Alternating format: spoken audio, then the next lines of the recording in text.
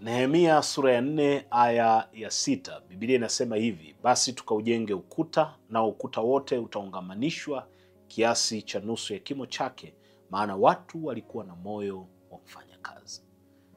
Nimesema tangu tulipoanza kuitafakari sura hii ya kwamba kitu cha muhimu sana cha kutunza ndani yako ni moyo wa kufanya kazi.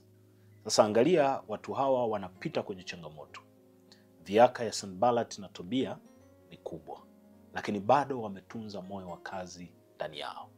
Vivyo hivyo na wewe, wakati wowote wanapoinuka watu wowote kuleta dhihaka ya aina yoyote kwenye kazi yako, kwenye maisha yako, usije ukapoteza moyo wa kazi.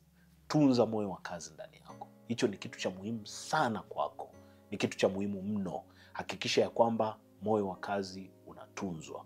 Kwa hiyo Waisraeli walihakikisha wanatetea, wanatunza moyo wa kazi. Kwa sababu hii ukuta ulizidi kupanda, kuinuka.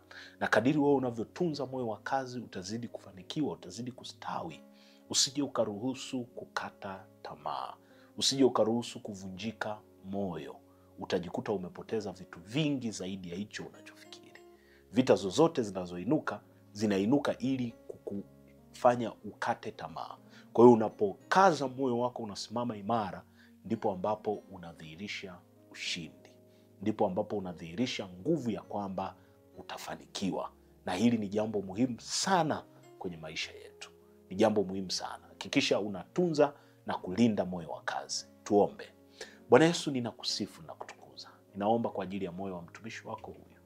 Ile hali uliyoweka ndani ya yeye kufanya kazi, iwe ni shambani, iwe ni kwenye biashara, iwe ni bandani kwenye mifugo, iwe ni ofisini mahali alipoajiriwa, sekta binafsi au serikalini. Ninakusihi Bwana ukatunze hiyo hali ya ndani. Huo moyo wa kufanya kazi uwe hai ndani yake, ukawe na nguvu ndani yake. Mapito yoyote anayoyapitia katika kazi yake yasije yakaharibu moyo wa kufanya kazi. Vita zozote zinazoinuka katika ofisi, katika biashara, zinazoinuka shambani, zinazoinuka kwenye mabanda ya mifugo, neema ya kwako Bwana ikawe pamoja naye. Ule moyo wa yeye kufanya kazi usife ndani yake, ukawe hai, ukang'ae wakati wote. Nao Bwana ukamtie nguvu ndani yake aweze kusimama imara, akashinde hivyo vikwazo, akashinde hivyo vizuizi. Neema yako iwe juu yake wakati wote, Bwana. Fadhili zako zimfunike katika jina la Yesu. Mahali popote pa kuchoka na kukata tamaa, Bwana ukamtie nguvu na kumfanya hai tena, katika jina la Yesu Kristo, mwana wa Mungu aliye hai. Amen. Ndugu yangu, Mungu akubariki. Neema ya Mungu ikutunze na kukuhifadhi. Asante sana kwa kufuatana nasi.